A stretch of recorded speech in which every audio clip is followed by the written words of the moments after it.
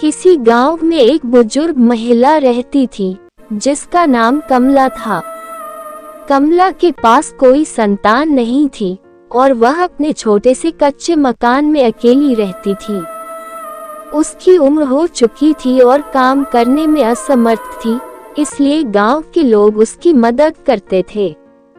लेकिन उसकी एक आदत थी कि वह हमेशा अपने घर के पीछे वाले जंगल में समय बिताती थी।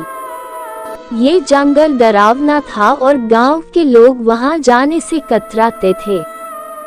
एक दिन गांव के कुछ बच्चों ने देखा कि कमला जंगल में जाती है और वहां कुछ बड़बड़ाती रहती है। वे उत्सुकता में उसके पीछे पीछे गए। वहां पहुंचकर उन्होंने देखा कि वह एक पुरानी झोपड़ी के अंदर बैठकर किसी से बातें कर रही थी, लेकिन वहां कोई और नहीं था। बच्चे डर गए और गांव लौटकर यह बात सबको बताई। धीरे धीरे यह अफवाह फैल गई कि कमला एक चुड़ैल है और वह जंगल में किसी बुरी आत्मा से बातें करती है।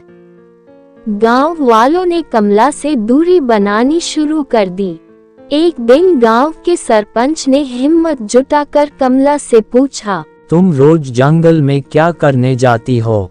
लोग कहते हैं कि तुम चुड़ैल हो और वहाँ किसी से बातें करती हो। कमला हंस पड़ी और बोली, मैं चुड़ैल नहीं हूँ, लेकिन मेरे पास एक खास दोस्त है। सरपंच ने हैरान होकर पूछा, कौन दोस्त? कमला ने उत्तर दिया, वो एक पालतू चुड़ैल है जिसे मैंने अपने वश में किया है। ये सुनकर गांव वाले और ज्यादा डर गए। लेकिन एक दिन गांव में भयंकर बाढ़ आ गई और पूरा गांव पानी में डूबने लगा। गांव वालों की जान खतरे में थी।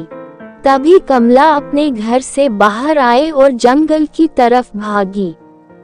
कुछ देर बाद आसमान में गड़गड़ाहट हुई और जंगल से एक रहस्यमयी आवाज सुनाई दी।